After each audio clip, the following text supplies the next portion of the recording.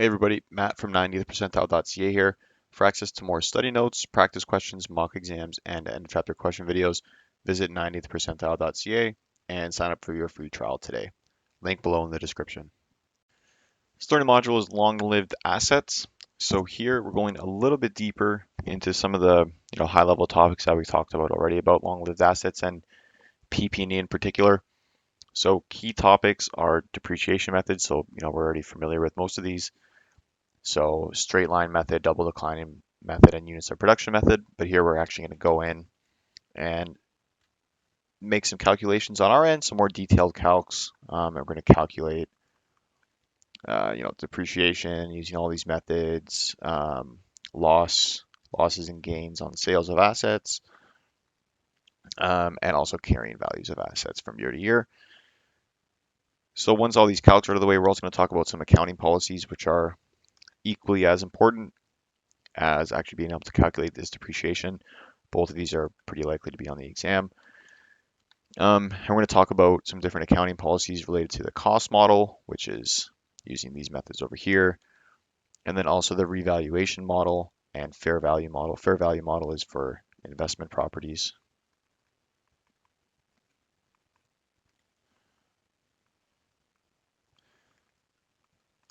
While the revaluation model is another option that companies have. And this is, this uses more of a it has more of a focus around fair value as opposed to depreciating the asset. So in both of these methods, we're more concerned about like fair value or market prices of the assets, and using these two methods has different implications on expenses, equity, balance sheet values, etc. So we're going to go over that and make sure it's all clear. So let's jump right into the questions.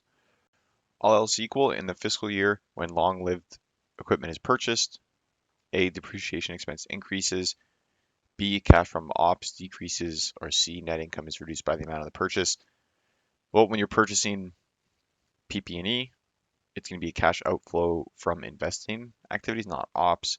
And then it doesn't, net income isn't reduced by the amount of the purchase. Net income would be reduced by the amount of depreciation because A, your depreciation expense increases. Companies X and Z have the same beginning of year book value of equity and the same tax rate. Companies have identical transactions throughout the year and report all transactions similarly except for one. Both companies acquire a $300,000 printer with a 3-year useful life, 0 salvage value, and that's at the beginning of the year. Company X capitalizes the printer and depreciates it on a straight line basis, and company Z expenses the printer. So we have X capitalizing, Z expensing. And then we have some info here for company X. And we are asked to calculate company Z's return on equity using the year-end equity value.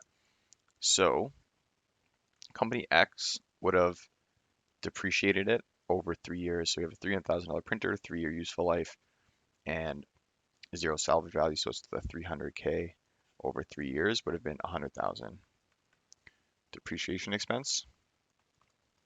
Whereas for company Z, they expense the whole thing right away. So it's a $300,000 expense, which is $200,000 more in an expense for company Z compared to company X. So their net income, company Z's net income is actually going to be lower by 200,000, but has to be times 1 minus the tax rate. So 200K times 1 minus 25% is 150K lower net income.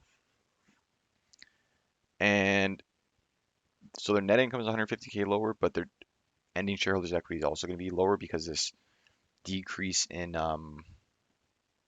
net income also flows through to retained earnings, right? So we can adjust for both of these. Net income is going to be 750 for company X minus the 150 we just calculated here. So net income is 600. And then the retained earnings is the 10 million. Just put this in thousands, 10 million minus 150. So to calculate our ROE, it's going to be net income over this adjusted retained earnings or ending shareholders' equity, which is 9,850. So 600 net income over 9,850 ROE, or retained earnings, is 6.1% ROE, which is B. A financial analyst is studying the income statement effect of two alternative depreciation methods for a recently acquired piece of equipment. She gathers the following info about the equipment's expected production life and use.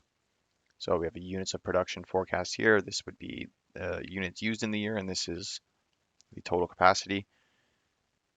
And then compared with the units of production method of depreciation, if the company uses the straight line method to depreciate the equipment, the net income in year one would most likely be lower, higher, or the same. So we can calculate the depreciation under both methods. So for units of production, recall that it's units used in the year, which in year one is 2,000, over the total capacity, 10,500. And this would be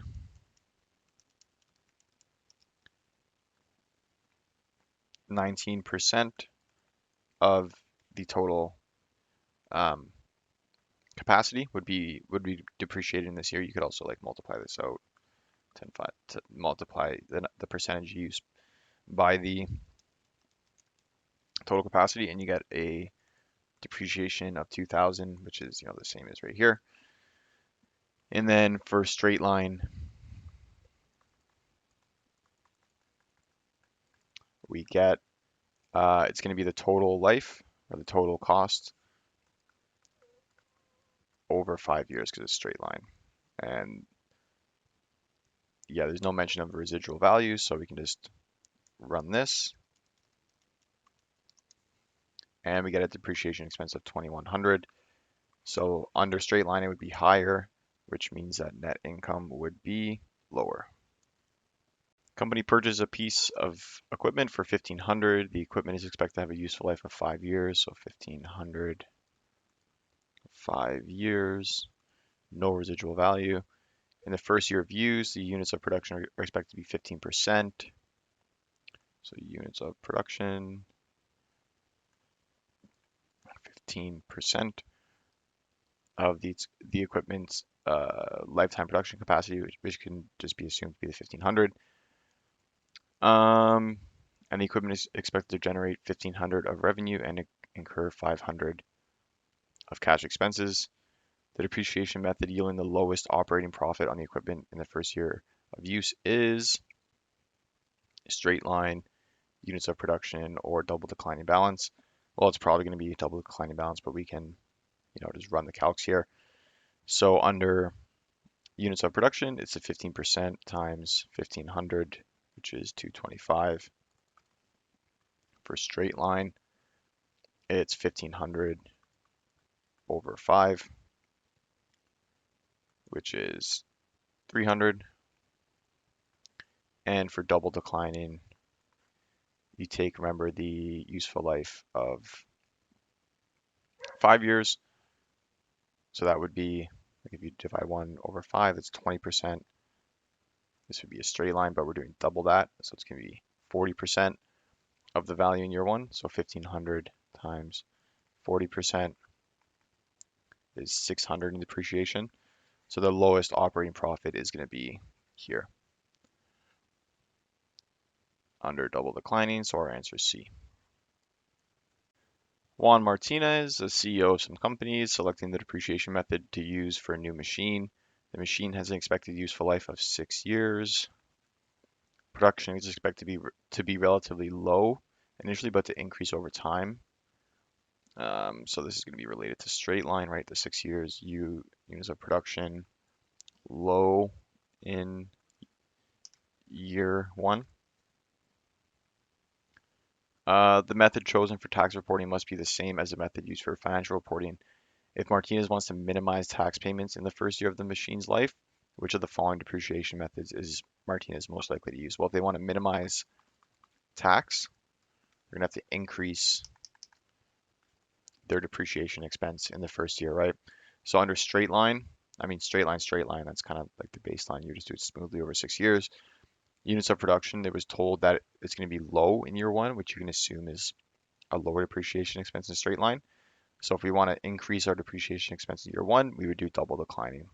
which similar to the last question we saw, will have a higher depreciation expense in the early years and then a lower depreciation expense in the later years.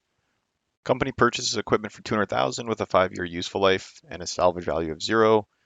Uses a double declining balance of depreciation for the first 2 years, and then shifts to straight line at the beginning of year 3. Compared with the annual depreciation expense under the double declining balance method, the resulting annual depreciation expense in year 4 is smaller, the same, or greater. So we can calculate depreciation under both methods. So let's do double declining. Year 1, it's going to be the 200,000 times 40%, right? Because 1 over 5 year useful life is 20%, so we do double that, 40%. And depreciation is 80,000. And then in year 2, we're going to take the carrying value, right? So the 200,000 minus what we just depreciated, so 120. Once again, times 40%. Note that here we don't have a residual value, so we can just keep depreciating it. But if there is a residual value associated with a double declining method, you have to like manually make sure that you don't depreciate over that. So 120, 40% is 48,000 depreciation. And then year 3, it's going to be the carrying value is 120 minus 48, 72,000 times 40%. So you can see how these depreciation expenses are getting smaller and smaller, right? 72, 40%, 28,800 depreciation. And year 4, it's going to be, once again, this minus this. So 72 minus 28.8 is 43,200 carrying value times 40%.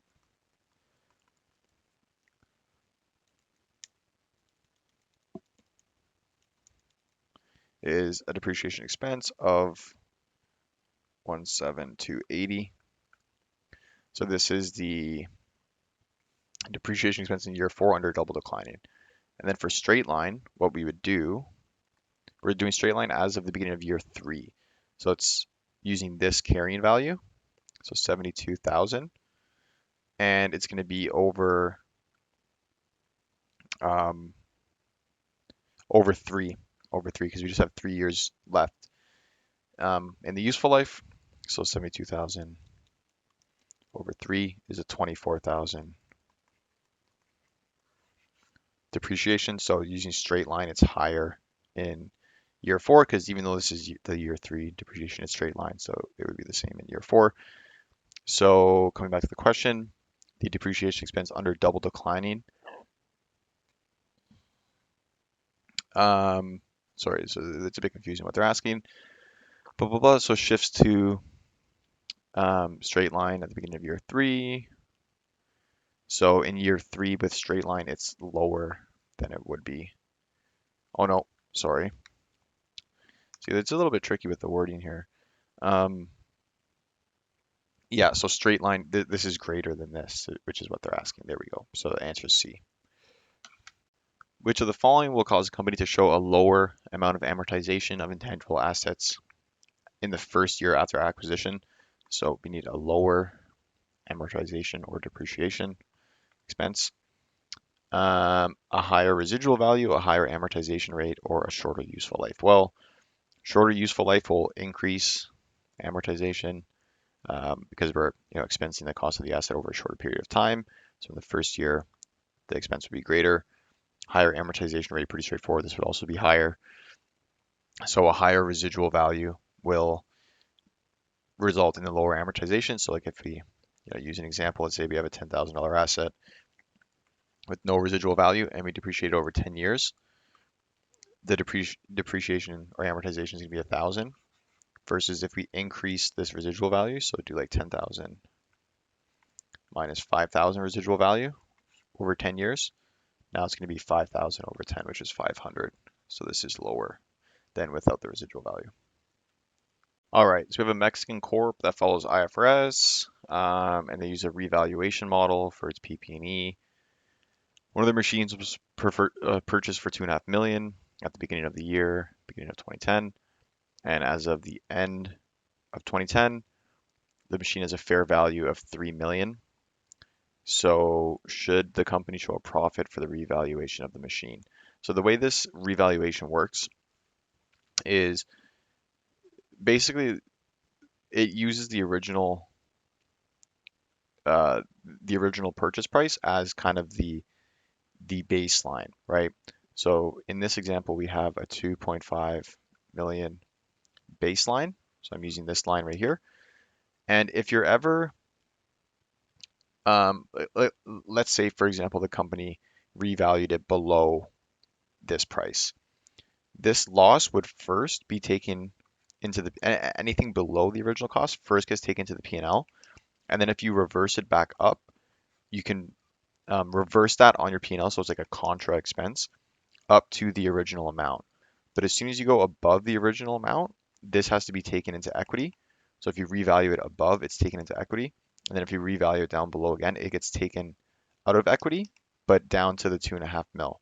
So like, let's say here, let's just say as an example, the company, I don't know, it was worth 2.4 mil, right? So they would expense 100K on the P&L. And then let's just say, I don't know, a year later, for whatever reason, it's 2.6 mil.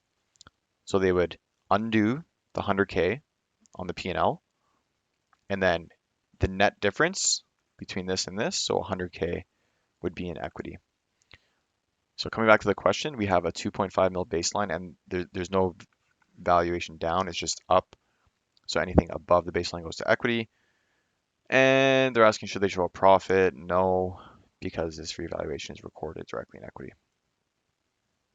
A financial analyst is analyzing the result of the sale of a vehicle for 85,000 at the end of 2009. So 85K at EOP 2009. And we have some information here. So we have the acquisition cost, when it was acquired, residual value, useful life, and depreciation method. So the result of the sale of the vehicle is most likely a gain or a loss. So we need to compare the sale price to the carrying value at the time of the sale. So it's purchased in 2009, but sold at the end of, or sorry, purchased in 2007, beginning of 2007, and sold at the end of 2009. So that's 3 years of depreciation, right? So we have the 100,000 original cost minus 10,000 residual value over 9-year useful life is going to be what, 90,000 over 9, and straight line. So we have a 10,000 depreciation expense per year, but this was for 3 years, so we had accumulated depreciation of 30,000, which means that the carrying value was 100K minus 30,000, which is 70K, and we sold it for 85, so we actually have a gain of 15,000. Here we're talking about investment properties. So really quick summary on investment properties. It's essentially, a category of equipment or long-lived assets that is defined under IFRS only. So IFRS has its own definition for it, while GAAP doesn't. And investment property is basically any real estate asset or property that is intended to earn income or capital appreciation or both. So, like renting out a residential property or, commercial property, office building, etc. There are two methods to account for this, and the company can choose. One is the cost model, where, the accounting for it is the same as we went over with PP&E. So you could have like straight line depreciation, double declining, etc.